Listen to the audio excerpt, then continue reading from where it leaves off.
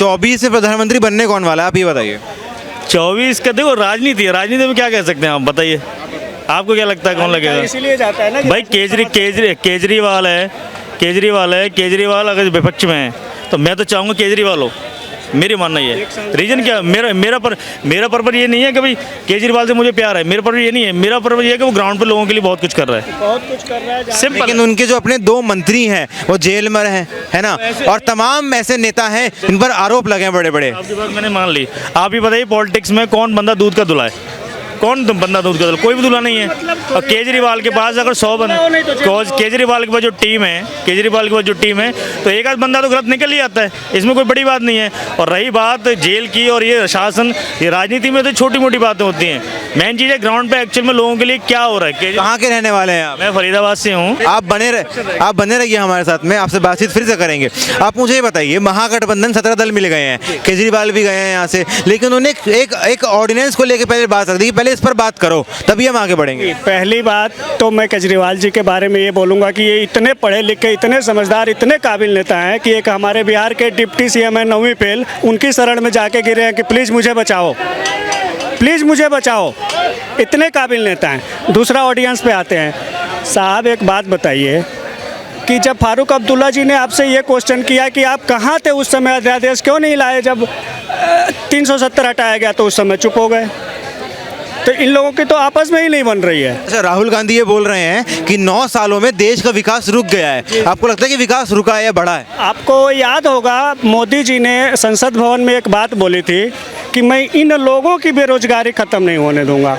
तो जो लोग बेरोजगार हो गए हैं, विपक्षी नेता, और जिनकी नोटें घर से निकल गई हैं, जो चुनाव के लिए खर्च करने के लिए रखे थे, तो वो लोग तो कुछ भी बोल सकते हैं। अगर मैं पागल हो जाऊं तो यहाँ तो सीपी में खड़े होकर आपको गाली भी दे सकता हूँ, कुछ भी बोल सकता हूँ। जैसे केजरीवाल जी मोदी जी के बारे में कुछ भी बोल देते हैं, उनको कोई नहीं रोक सकता। इतना लोकतंत्र इस देश में खतरे में है कि 9वीं फेल हमारा डिप्टी सीएम हो जाता है, और हमारे जो ये IAS थे केजरीवाल जी, ये 9वीं फेल के शरण में चले जाते हैं। इतना लोकतंत्र खतरे में है। अब आप खुद ही समझ लीजिए कि कितना। लेकिन महबूबा मुफ्ती तो ये बोल रहे हैं कि कश्मीर में लोकतंत्र की हत्या हो रही है, सबसे बड़ी हत्या हो रही है। महबूबा मुफ्ती जी तो वही है ना जिनको अब लूटने खाने के लिए नहीं मिल रहा है, जिन्होंने बोला था कि 370 हटा तो तिरंगा उठाने वाला कोई नहीं मिलेगा। एक मुफ्ती जी का परिवार छोड़ के पूरा कश्मीर ने तिरंगा उठाया है। आप जैसे जैसे दिन 370 का बीतते जा रहा है, वैसे वैसे कश्मीरी युवा, कश्मीरी बच्चियां, कश्मीर के लोग तिरंगा के करीब जाते जा रहे हैं, तिरंगा को अपने सीने से लगाते जा रहे हैं। एक महबूबा मुफ्ती और उमर अब्दुल्ला का परिवार छोड़ के बाकी सब ने तिरंगा को गले लगा लिया। केजरीवाल ने पिछले कोरोना के समय में अपना इतना बड़ा एक शीश महल खड़ा कर लिया है। कहाँ ये बोलते थे कि मैं तो एक फ्लैट के अंदर जिंदगी गुजार लूंगा अपनी। गलती दिल्ली वासियों की है, आपने धूर्त को समझ नहीं पाया। अगर मैं आपसे आपका कुछ सामान चुराना चाहूँगा तो मैं आपके करीब आऊँगा ना, आपका हित बनूंगा, आपका दोस्त बनूंगा, आपका मित्र बनूंगा, और फिर आपका मैं सामान चुरा के लेके भागूंगा। पहले से मैं आपका दुश्मन बन के आऊँगा तो लेके आप मुझे भागने देंगे? केजरीवाल जी ने वही थ्योरी यूज की। सबसे पहले दिल्ली वालों के खास बने, दिल्ली वालों को गले लगाया। दिल्ली वाले जब समझ गए कि हाँ ये बहुत अच्छा आदमी है, और जब केजरीवाल जी समझ गए कि ये दिल्ली वाले अब बेवकूफ़ बन गए, अब इनको लूट लो, तो बस हो गया कांड। अच्छा, ये बोल रहे हैं कि केजरीवाल जो हैं केवल अपनी राजनीति गरमा रहे हैं, लेकिन वो बनने नहीं वाले हैं। ये इनकी अपनी राय हो सकती है। देखो केजरीवाल क्या है, केजरीवाल देखो मैं फरीदाबाद से हूँ, मेरे यहाँ केजरीवाल की कोई सरकार नहीं है, लेकिन मैं सिंपल से एक बात चाहूँगा। रीजन क्या होता है, जो हाई लेवल के लोग हैं, मिडिल क्लास हैं, लो क्लास हैं, लो क्लास पे आप जाके देखोगे, उनसे बातचीत करोगे तो एक्चुअली वो लोग बताएंगे क्या चीज़ें हो रही हैं। और रही बात ठगी लूट मार की, तो कौन सी पार्टी है जिसने लूट मार नहीं करी? बताइए आप, किसने? एक मिनट सर, मैं कंप्लीट कर लूँ, आप बोलिएगा। सर मैं कंप्लीट कर लूँ। गवर्नमेंट में एक भी भ्रष्टाचार सर मुझे कौन से नहीं एक मिनट, अभी जैसे अब मैं कह रहा था कि कौन सी ऐसी पार्टी है, ऐसी कौन सी पार्टी है जिसने भ्रष्टाचार, जिनके लोगों ने भ्रष्टाचार नहीं किया? आप समझ रहे हो? कोई ऐसा नेता है कांग्रेस में, बीजेपी, अदर कहीं पे भी जो ये बोल सके मैं देश का सबसे कट्टर ईमानदार हूँ? कोई बोल सकता है ऐसे? कोई बोल सकता है ऐसे? बताओ, आप बताओ। हालांकि मैं केजरीवाल के फेवर में नहीं हूँ, कि केजरीवाल का मैं बड़ा फैन हूँ, मैं तो एक प्रैक्टिकली बात बोल रहा हूँ, ग्राउंड की बात बोल रहा हूँ मैं। कोई ऐसा बंदा बोल सकता है ऐसे आज तक कभी किसी ने बोला है? अब दिल्ली में जो भी बात हो रही है, अब ये बताओ दिल्ली में आप मुझे एक बात बताइए, केजरीवाल ये बोल रहे हैं कि मैं कट्टर ईमानदार हूँ, ये सही है? कितने हद तक सही है? आप खुद बोल रहे हैं कि पॉलिटिकल पार्टी कोई अब एक बता 100 नंबर से हमारे 100 नंबर का वो होता है, पेपर होता है। अगर 80 नंबर ही बंदा ले आए, 80 नंबर भी ले आए तो उसको फर्स्ट डिवीजन मिल जाती है। एक मिनट, मिल जाती है ना। केजरीवाल बंदा सही है, बिल्कुल ग्रेट बंदा है, पढ़ा लिखा बंदा है।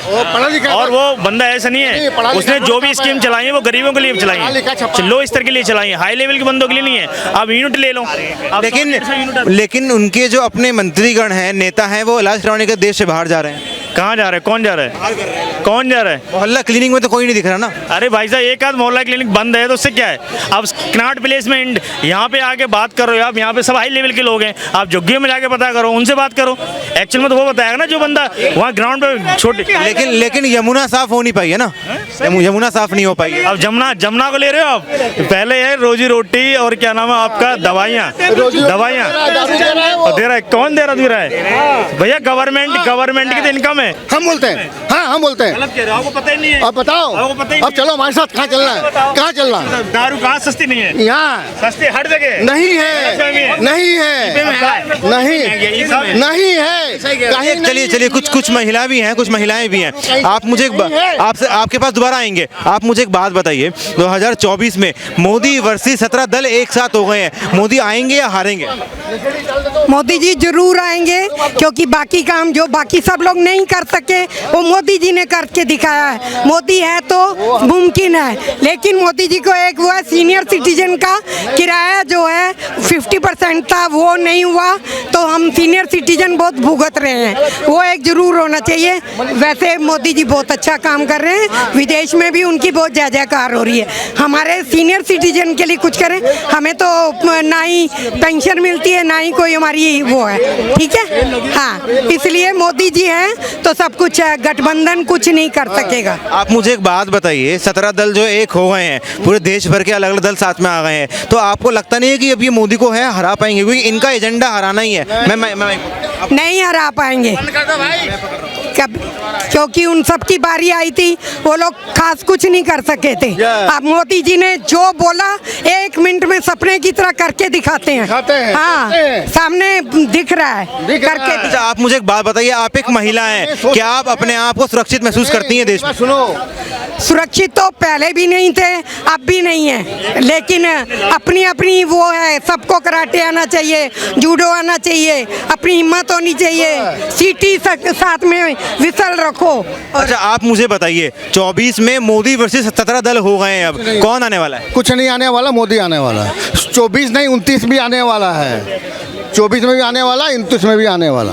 लेकिन राहुल गांधी तो ये बोल रहे हैं बिहार में कि 9 साल में विकास रुक गया। अब छोड़ो ना, वो क्या बोलता है उससे मतलब नहीं है, उसको खुद मालूम नहीं है हम क्या बोल रहे हैं। वो लिखित में बोलता है, उसको क्या मालूम है, उसको क्या मालूम है।